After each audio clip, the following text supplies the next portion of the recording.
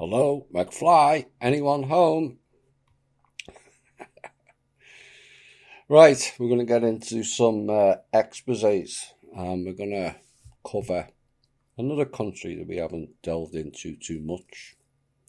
And this was sent in by one of the members, and I added additional research into it myself to expand it out a bit.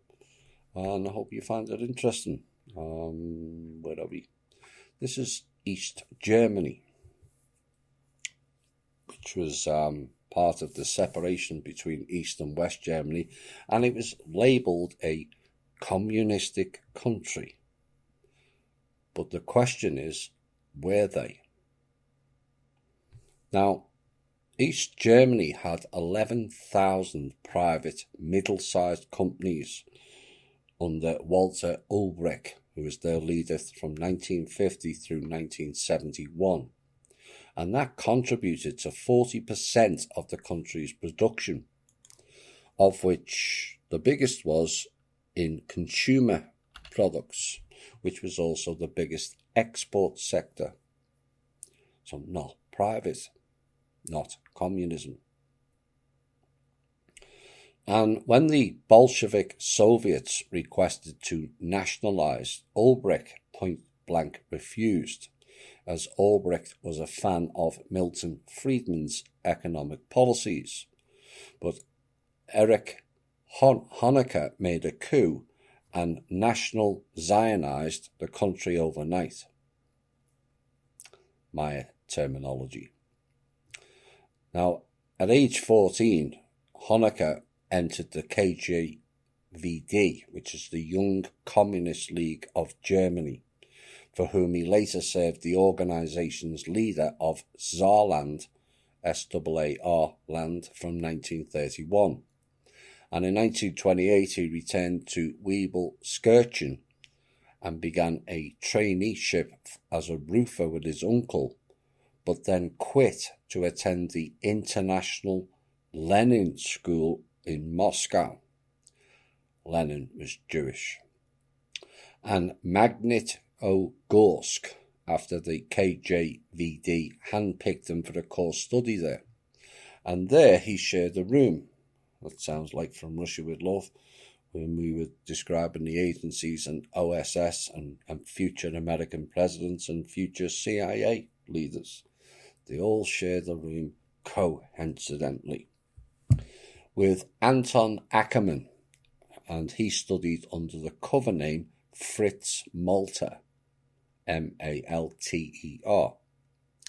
Yet again, the changed name syndrome rears its head again, and clearly he had something to cover up by using a false name. Now, it was said that the KJVD were against Jews and describing them as downright anti-Semitic. And yet one of the lead figures in that group was Ursula Maria Kuzhnitsky, who was a Russian spy and also Jewish. Funny that. Now, the Social Democrats in Sweden at that time wanted to do the same thing, but slowly. And their plan they used was to take over companies by 5% a year. What you would describe as a totalitarian creep, which stole the employee funds and was developed by a German socialist, Rudolf Meidner. Now, Meidner was an economist and the developer of the employee funds plan proposed by the Swedish Trade Union Confederation in the 1970s. Rudolf Meidner was born in Germany but left for Sweden, and Rudolf, to no surprise, is born too. AEG, Allgemeine Electric Gesellschaft. I know all the Germans will be laughing at my pronunciation now, but I'll give it a go. Which was AEG was a big company in East Germany and was founded by Emil Rathenau, and they were said to be heavily involved with the Nazis and provided some funds. Now, AEG donated 60,000 Reichsmarks to the Nazi Party after the secret meeting of February the 20th in 1933, at which the twin goals of complete power and national rearmament were explained by Hitler. And they joined other large companies such as IG Farben, Tyson and Krupp in their support of the Nazis, especially in promoting rearmament of the Wehrmacht, Luftwaffe and Kriegsmarine. Now, during the war itself, they were to use large numbers of forced labourers as well as concentration camp prisoners under inhuman conditions of work. And AEG worked extensively with the Nazi Party in Poland. Now, AEG was forced to relinquish Kabelwerk Krakow, which is a cable manufacturing plant, to the Nazi Party. And Kabelwerk Krakow was located in Krakow Plzew and used forced Jewish labour, manufacturing cables from 1942 to 1944. And in 1943, AEG began to relocate goods and evacuate workers. The goods were relocated to various places, including Berlin and Sudetenland. But when installing electric and lighting systems for the Waffen-SS training grounds in Derbyshire, AEG used forced labour from Jews placed in the Puszczkow labour camp, which was located in southeast Poland. And during World War II, an AEG factory near Riga used female slave labour. Now, AEG were also contracted for the production of electrical equipment at the Auschwitz concentration camp. Oops. So AEG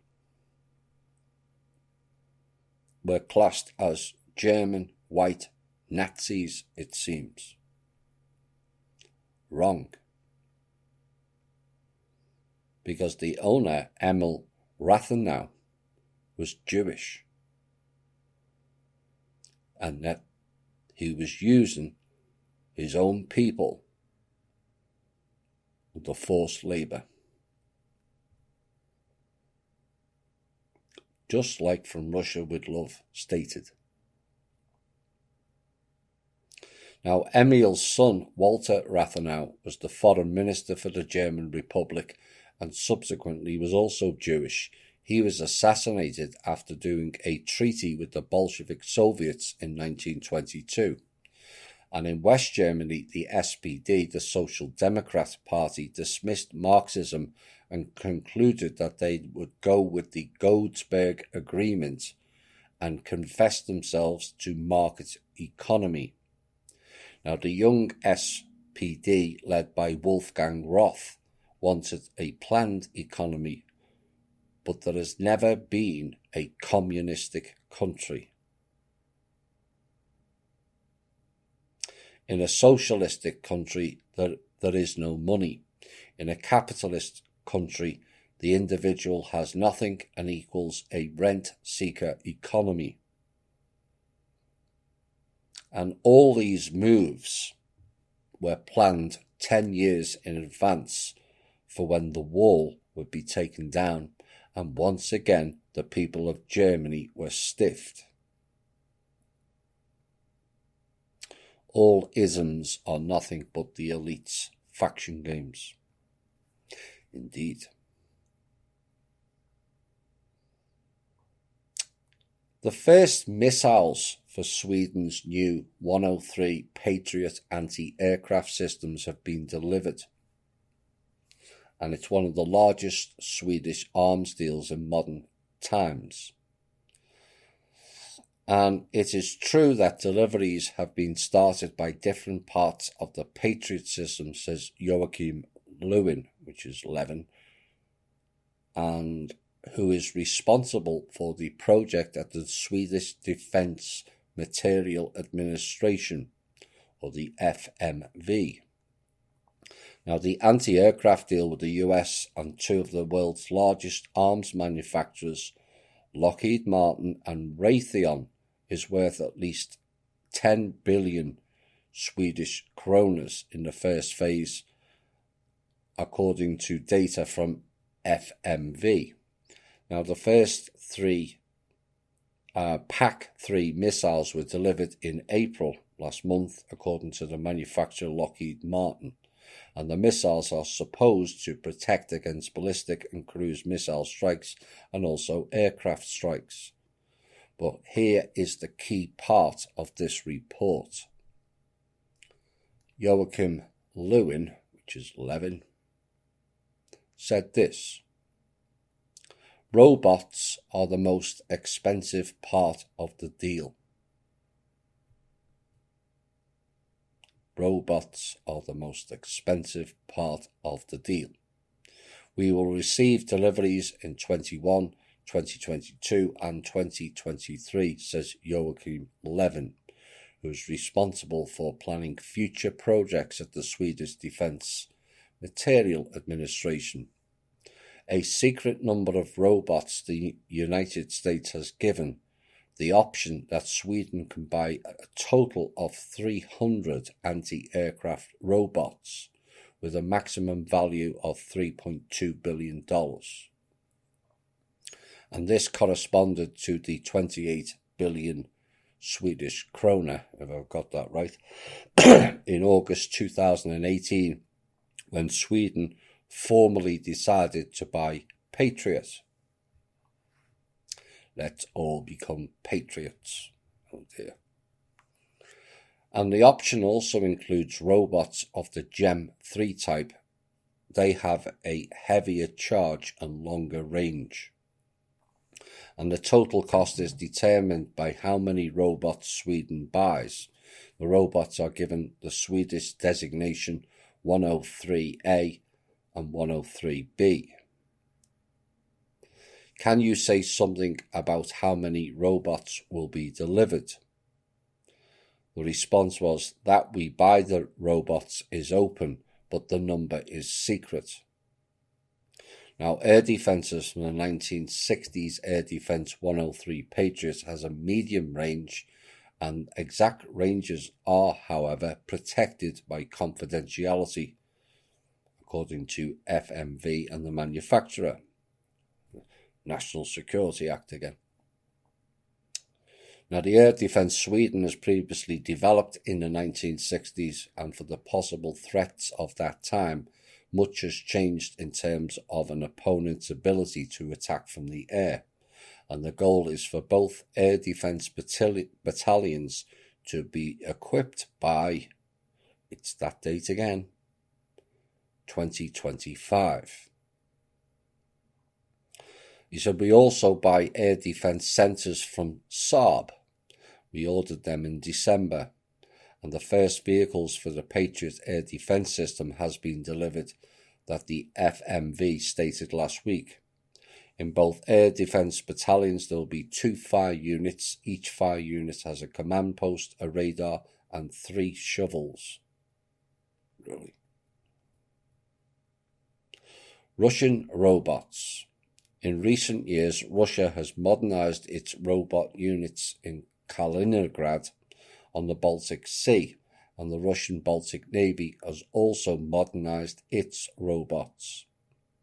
The robots Iskander and Kalibr, with a K, Kalibr,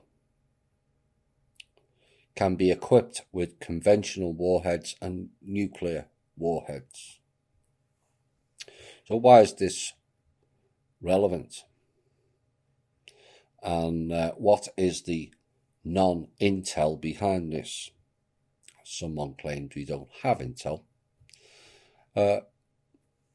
Well, this is a deal to stock NATO goons and their plans against Russia.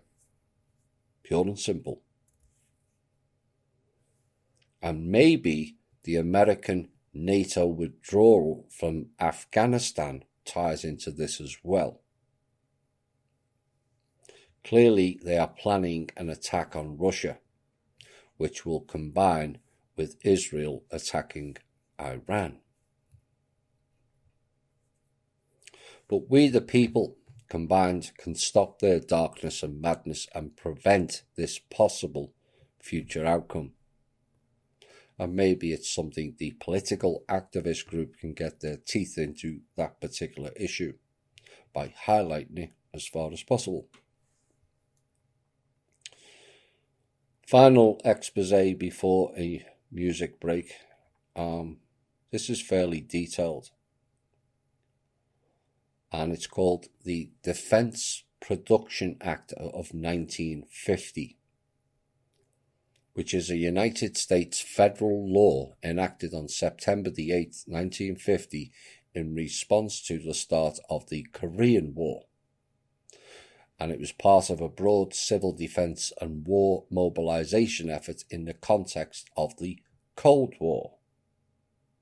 Now, in reality land, it has got nothing to do with the Korean War, only the premise of it, and the Cold War didn't exist. It was an allusion to print money known as bonds. Bonds are instruments of the word war. A mention of the word war creates the bonds. And essentially, it was a license for defense contractors to collect money based on war machines and fear. Now, its implementing regulations, the Defense Priorities and Allocation System, are located at 15 CFR 700 through 700.93.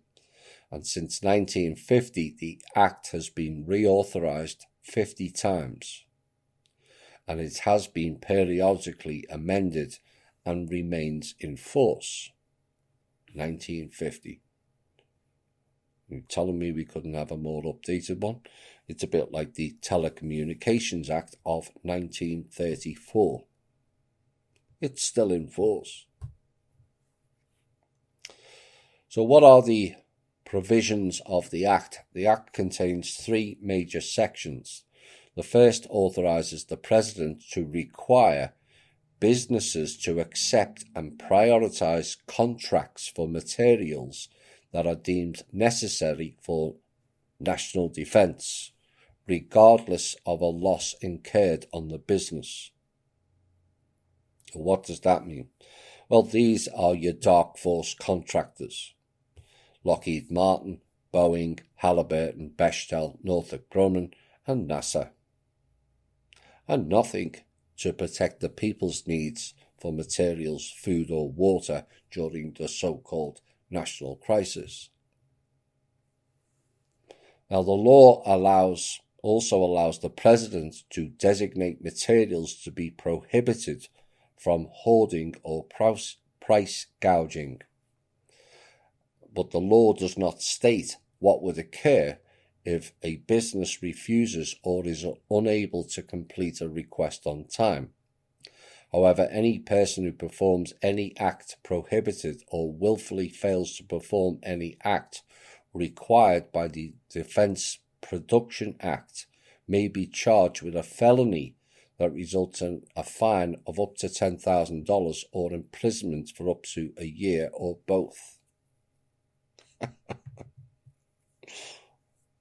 Well, if you haven't got the staff or the materials to build what they want, they fine and jail you.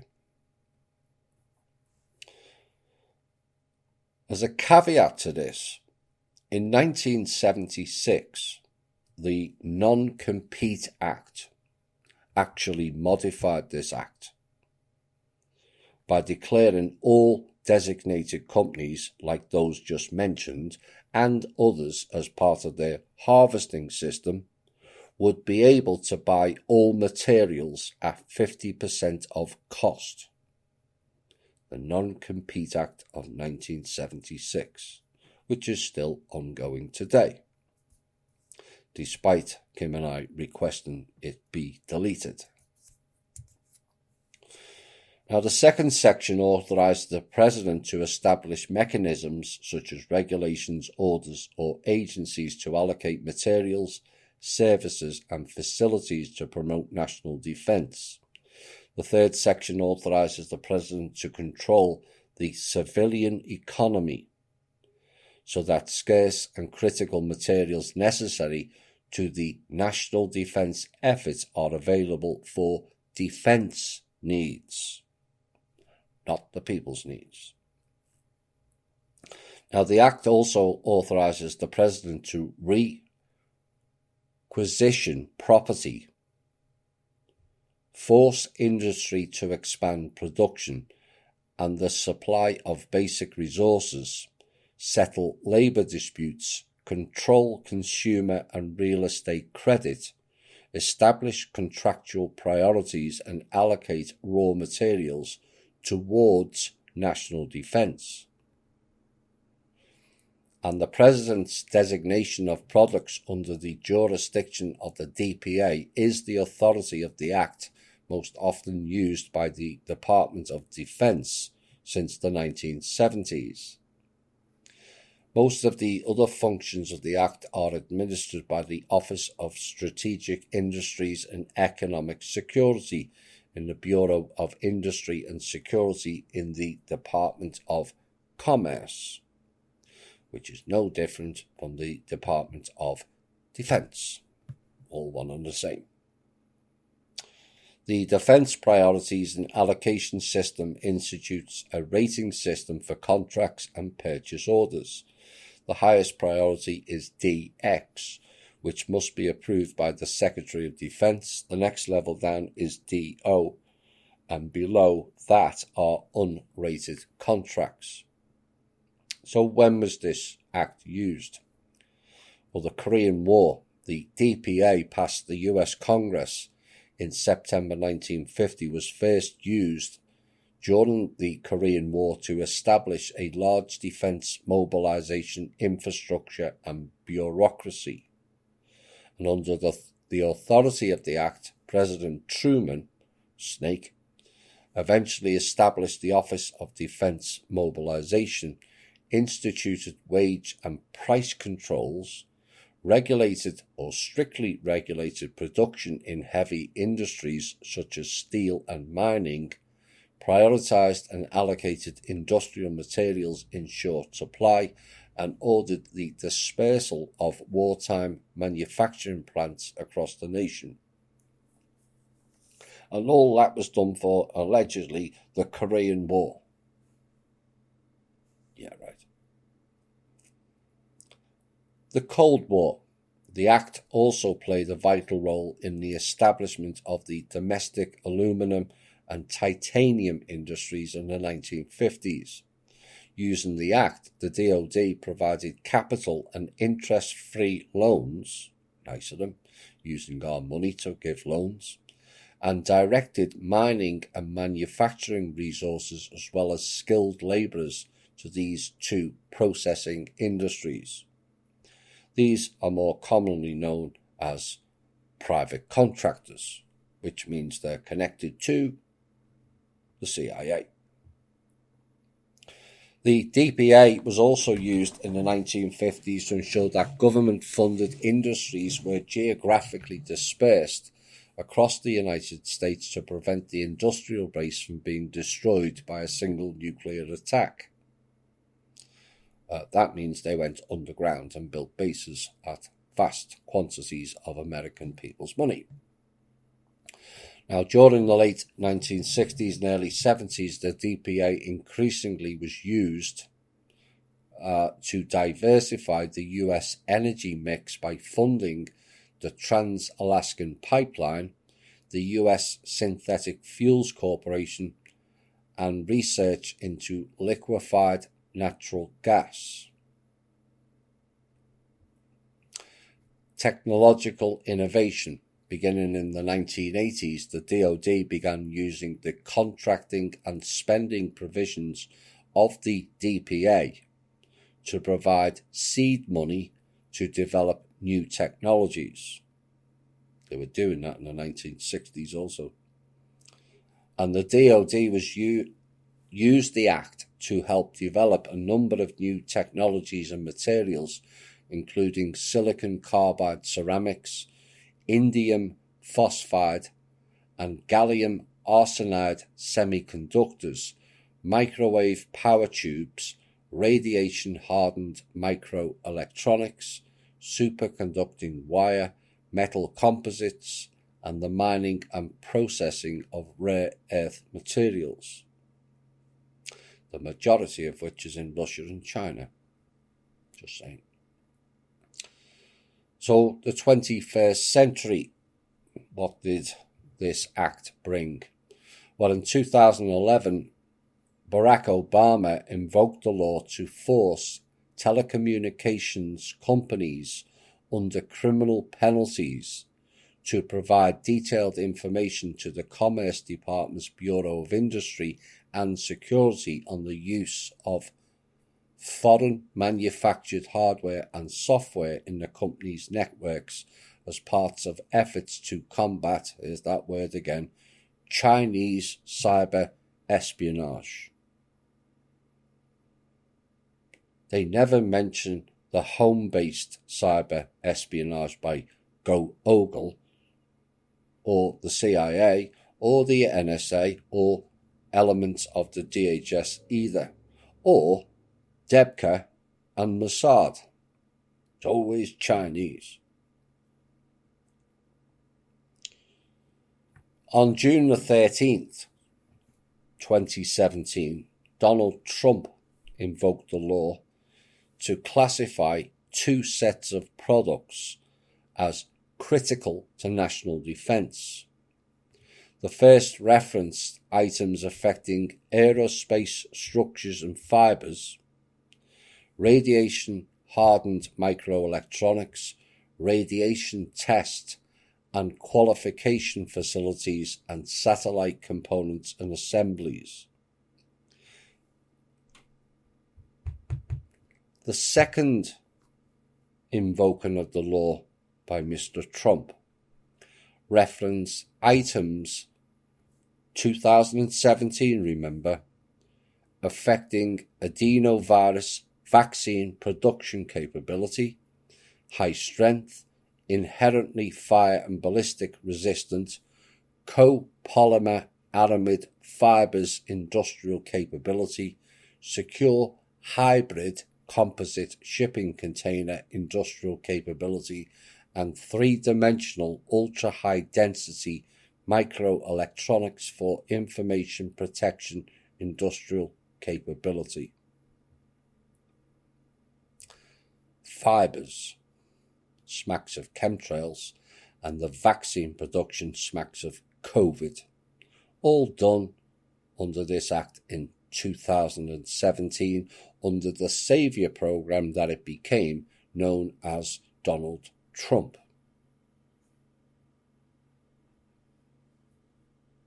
Do you still think Cyrus was for and by the American people, or just the Israeli junta?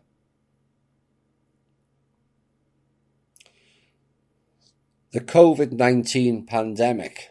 So what did this act play in that?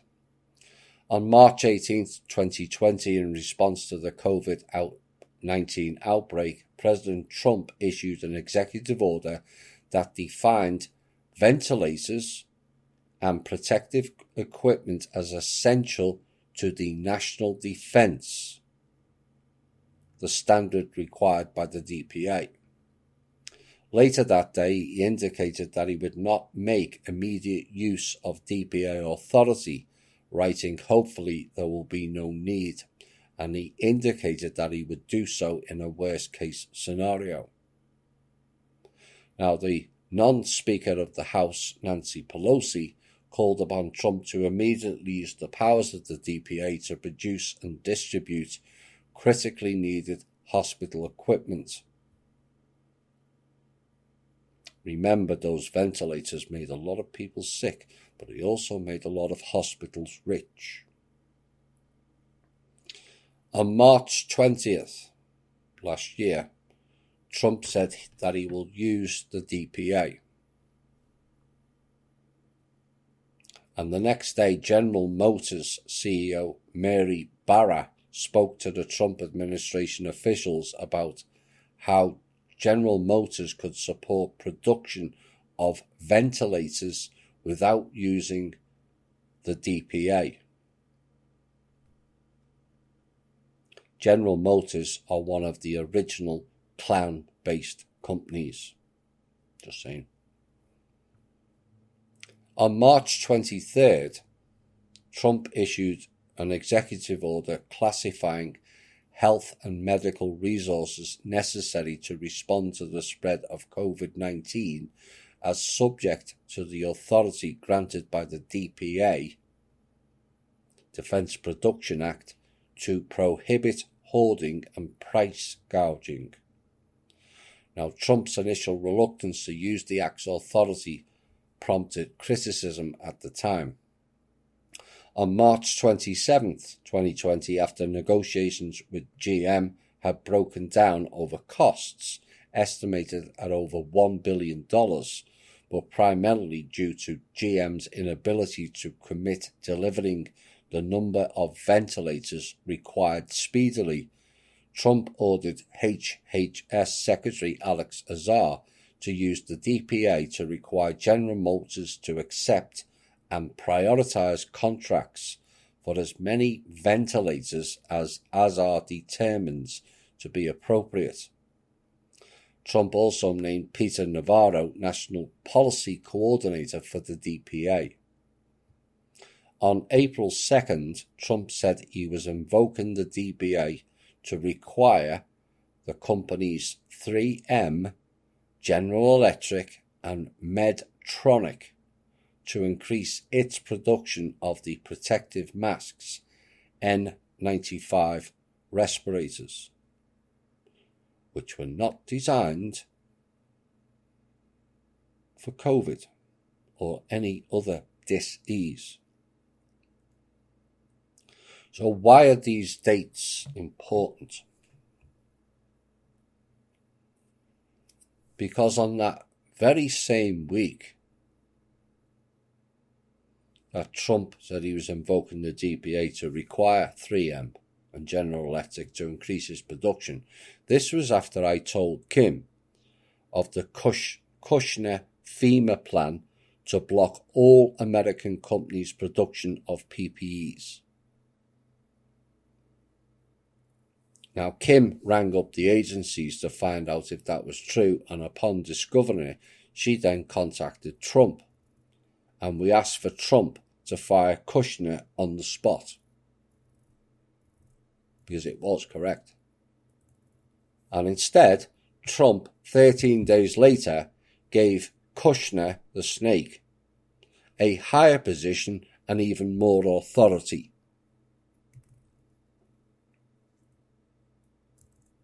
Kushner was going to block protective equipment to the American people until they could control it, along with the Pentagon, and make lots of money on it. Because remember, the DoD, the Pentagon, had the test kits in December before it even started, which we announced in our non-Intel show. So again, I'm asking the Trump followers, what does that tell you? Now, on April the 28th, Trump announced that he intended to issue an executive order under the Defense Production Act, mandating that plants produce beef, pork, poultry, and eggs to stay open, a move which also prompted criticism. And the White House General Counsel, Pat Cipollone, consulted with various companies to design a federal mandate to keep the plants open and provide them additional virus testing capacity as well as protective gear, according to Bloomberg News. Now, what is not part of the show, because I've just remembered something else. Remember the story that was probably around this time, April late April, early May, when I outed that Trump and Kushner was buying in all kinds of PPEs, but they were only going to government employees. Remember that?